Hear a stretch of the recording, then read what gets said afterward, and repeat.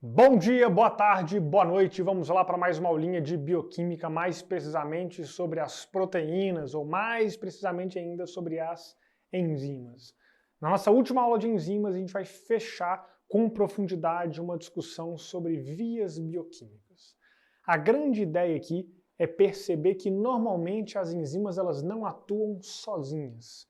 Não é assim, um ser vivo tem uma enzima que catalisa uma reação e pronto. Isso está completamente independente de todo o resto. Pelo contrário, o cenário mais comum, o cenário mais esperado, são o de várias reações acontecendo, reações que participam do seu metabolismo, e dessas várias reações sendo catalisadas por enzimas. E aí é bem comum que uma reação aconteça convertendo reagentes em produtos catalisados por uma enzima. E os produtos dessa reação sejam também reagentes de uma outra reação.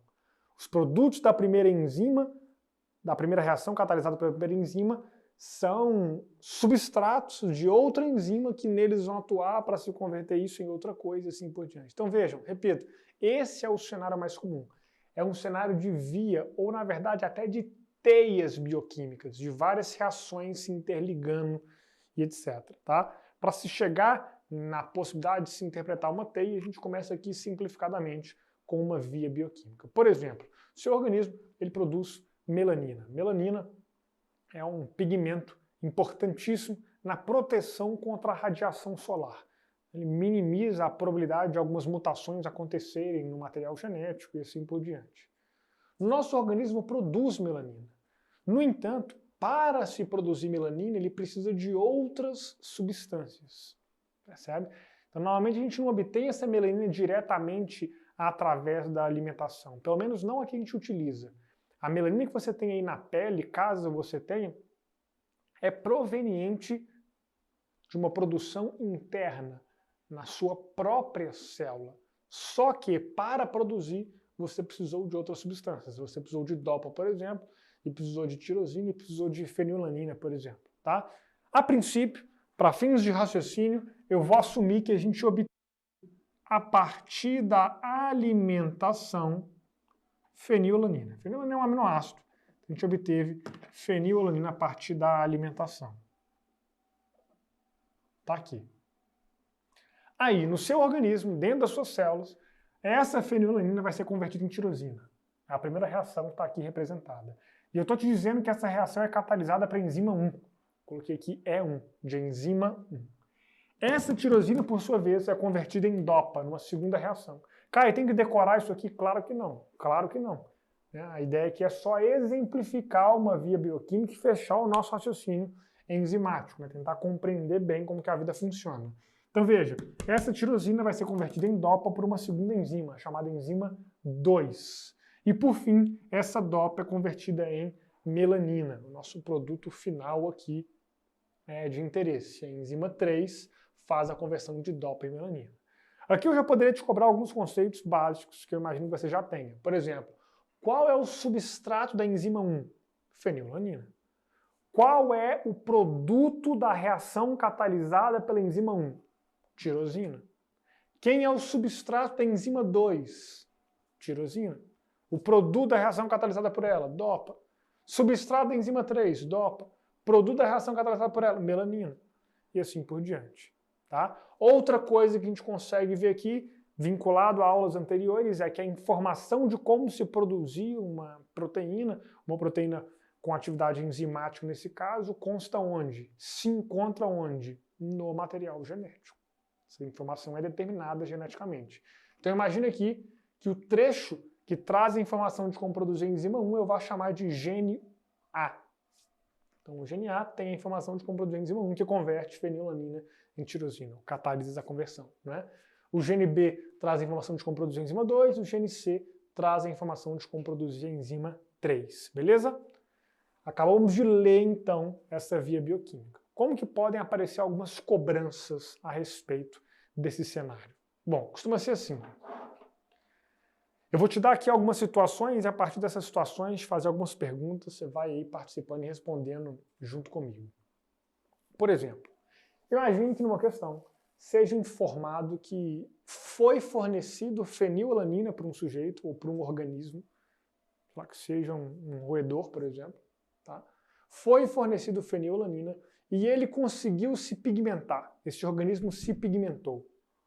Qual é a sua conclusão a partir dessa informação acerca do funcionamento dessas enzimas? Veja, se você forneceu fenilalanina e esse sujeito se pigmentou, ou seja, ele conseguiu chegar em melanina, conclusão, a enzima 1 dele está funcionando ou não está? Tá, ele conseguiu converter isso nisso. A enzima 2 dele está funcionando ou não está? Tá, ele conseguiu converter tirosina em dopa. A enzima 3 dele está funcionando ou não está? Tá, ele conseguiu converter dopa em melanina. De boa? São essas conclusões que a gente está treinando aqui então. Nesse mesmo raciocínio, se eu forneci fenilalanina a ele e ele não chegou em melanina, o que você conclui? Ah, Caio, eu concluo que a 1 não está funcionando. Pode ser, mas não dá para ter certeza disso. Pode ele não conseguir fazer essa conversão porque a enzima 3 está com problema? Pode. Pode ser a enzima 2? Pode. Pode ser a 1 também? Pode. Pode ser a 1 e a 2? Pode. A 2 e a 3? Pode. A 1 e a 3? Pode. Quaisquer combinações das duas ou as três não estarem funcionando? Pode também. Algumas questões interessantes, então, nesse tópico fazem o quê? Elas te dão alguns conjuntos de informação e te pedem uma conclusão. Podemos? Vamos lá, respira fundo aí. Eu vou te dar aqui duas informações e você me dá a conclusão. Beleza? Primeira informação. Foi fornecida fenilalanina e esse sujeito não conseguiu produzir melanina. Ponto. Mas quando se foi fornecido tirosina, ele conseguiu produzir melanina. Ponto. Qual que é a conclusão? Onde está o problema? Sua conclusão deveria ser, portanto, o seguinte. Na hora que eu disse que ao fornecer fenilalanina ele não chegou em melanina, você pensou, pode ser a 1, pode ser a 2, pode ser a 3, qualquer conjunto de duas aí, ou as três não estarem funcionando. Mas, na hora em que eu te disse que ao fornecer tirosina ele conseguiu produzir melanina, você concluiu, a enzima 2 está funcionando, a enzima 3 está funcionando. Se ele não consegue sair de fenilalanina e ir para melanina, mas ele consegue sair de tirosina e ir para melanina, conclusão, o problema só pode estar na enzima 1. Aí a questão fica brincando entre as alternativas. Ah, a enzima 1 está com problema, a enzima 2, a enzima 3. Já vi questões que ao invés de falar da enzima, fala do gene que tem a informação de como produzir lá.